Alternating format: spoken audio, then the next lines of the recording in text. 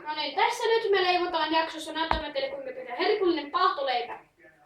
Tarvitsemme siihen 2 leipää, Heinzin ketsuppia, sokeria paljon, jouditeltua ruokasuolaa, laktooseton voita, ylikypsää saunapalvikinkkua, Gouda cheese slices juustoa. No niin, ensimmäinen vaihe. Laitamme 2 leipää. Laitamme ne kummatkin paahtimeen. Noin 3,5 asteeseen. Laitamme pahtimen päälle. Ja nyt me odotamme. No niin. No, käytämme pienen katkoja, koska te ette yleensä jaksa odottaa mitään. No niin, nyt leivät ovat otettu paahtimesta. Ne ovat myös todella kuumia. No niin, seuraavaksi otamme tämän fluorolaktuusiton voin. Avaamme paketin. Otamme vähän voita. Laitamme leivän päälle niin kuin normaalistikin. Noin. Sitten otamme tätä juustoa. Ja sitä leikataan ensin.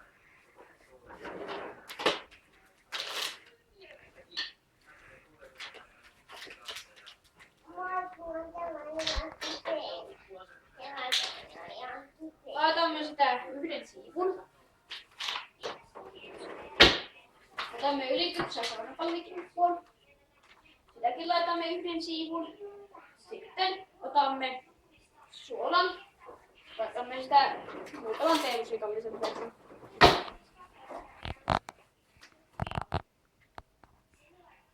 Noin. Sitten otamme sokerin. Laitamme sitä suunnilleen yhtä paljon. Noin. Sitten otamme tämän Heinz ketsupin.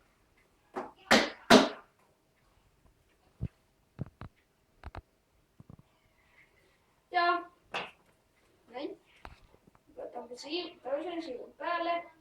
Ja leipä on valmis. No niin, nyt maitetaan sitä. Helsinki on paha.